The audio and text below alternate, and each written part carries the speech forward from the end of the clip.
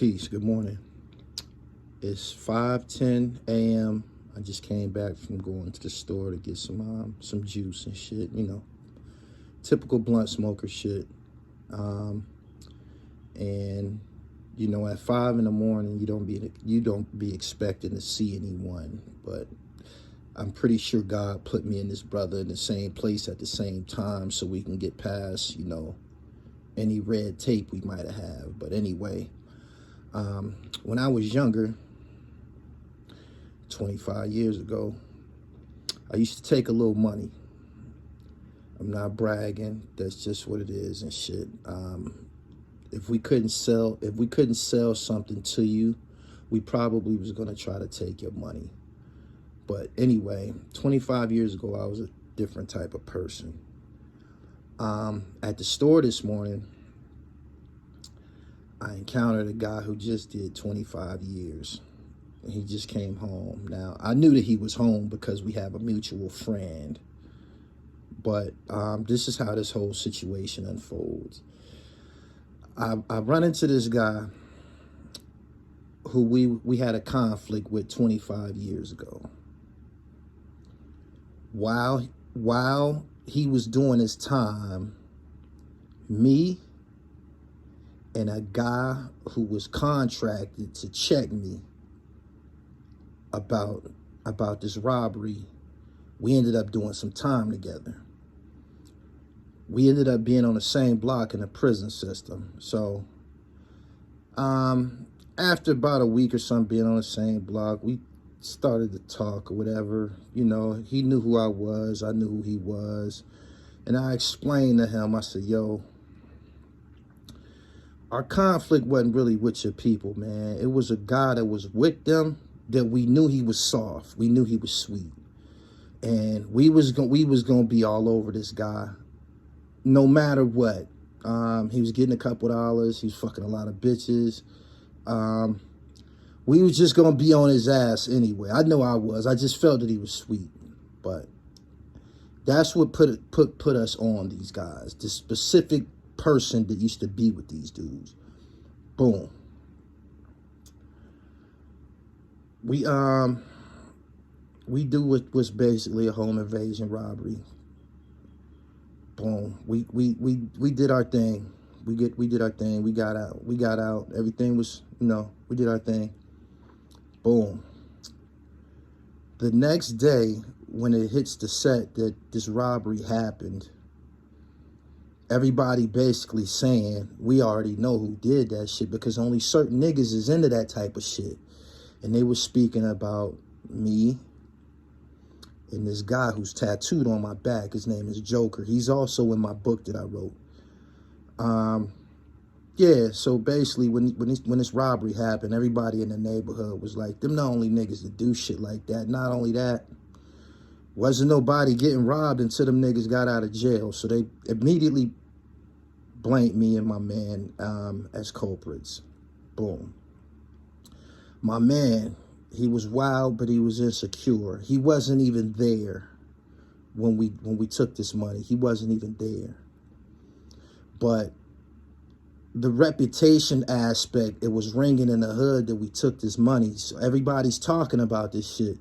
And he wanted some of that. He wanted some of that. More valuable than the actual robbery and the shit that we took. He wanted reputation. He wanted acknowledgement. So what does he do?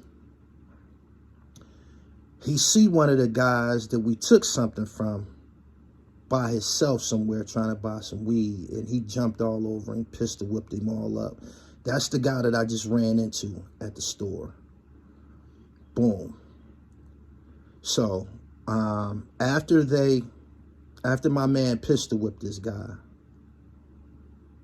robbed and pistol whipped him or whatever, for no reason. He did it for no reason. They came back and tried to kill him the same day. They sprayed this fucking Honda we was squadding, and they sprayed this motherfucker up. They put bullet holes all in the headrest. Here it is, 20-something years later. I ended up dating a girl, and it was her mother's car that got shot up, and she remembered it. She was like, that was y'all that they was trying to kill? It wasn't me. It was Joker. But anyway, I ran into the guy who was pistol whipped 25 years ago. Like I said, I never had any conflict with him, but this is the issue. Me and this guy have a mutual friend who I'm very, very close to. He's very, very close to as well. This guy was initially supposed to check me, or we were supposed to have a conflict about this robbery. We ended up in jail together, and we did a lot of time together, and our relationship left from jail to the streets. So this is my man. He's from Chicago, by the way. I done been to Chicago with him and everything. This is really my guy. I love this guy. He loved me. That's my man. Boom. So the guy who got pistol whipped 25 years ago, whatever, him and my man, they're tight. So I have to apologize to this guy because we're going to end up in the same car or the same vicinity sooner or later. Since this guy been home, my man, he posted pictures, let everybody know he was home, but me and him never talked about this issue. So I seen the guy. He didn't know who I was. He ain't seen me in 25 years. I said, hey, brother, can I talk to you for a minute? He said, yeah, what's up? So we walked off. I said, you know who I am? He said, nah. I said, I'm Jamil. When I said my name, his eyes immediately lit up. Boom. He like, oh, okay. I'm like, listen, my nigga. I said, I never put my hands on you. I never took nothing from you. You feel me? The nigga that put his hands on you is dead now. He said everybody that was involved in that situation is dead now, except for you. When he said that, it let me know that he was thinking about this robbery the whole time he was in jail, probably. Or he was keeping up with what was going on with the assailants, the people who was responsible for it. So my man JT is dead. My man Joker is dead. The guy whose ass I was on, who we was on, he's dead. It was God's plan, I guess. But my man, this guy, he was just pointing out that everybody's dead except for you and shit.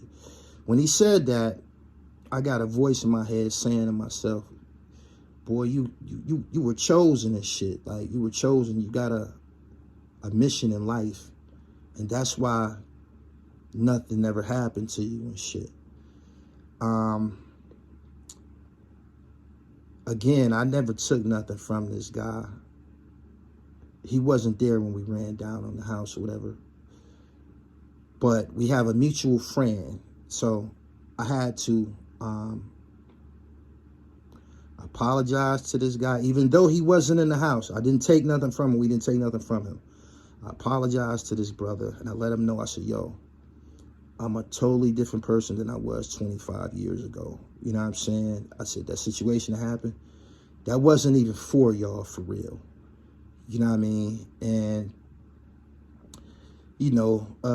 real niggas don't be wanting to hear or revisit shit like that. So I didn't drag it all out. I just made my apology, and I let him know that, I'm a totally different person now. And I really beg you to accept my apology. And this situation was one of two situations that I knew that I was going to have to deal with at some point, because I'm high profile now. Like I said, at a point in time, I used to take a little money. And I've always said to myself, I wonder, have these niggas seen me on the internet yet? Have they, that's him, or that's the nigga right there and shit. I wonder, have they seen me yet? And even though this was a part of my past, these infractions ain't the type of shit that just go away. People just be done with it. But anyway, the point I want to make right now is don't do nothing in life that you might regret later on. Now, the robbery, I don't regret the robbery. We needed that. I don't regret that. And they got to understand where they was hustling at. that robbery would be a part of the package. Again, I'm glad that I was able to clean this little error up, because it's something that I was going to have to deal with eventually. Anyway, that's just, I had to vent with y'all, because I felt the presence of God when I had this interaction while I was sitting here talking to this guy. And I just wanted to share with y'all. Peace.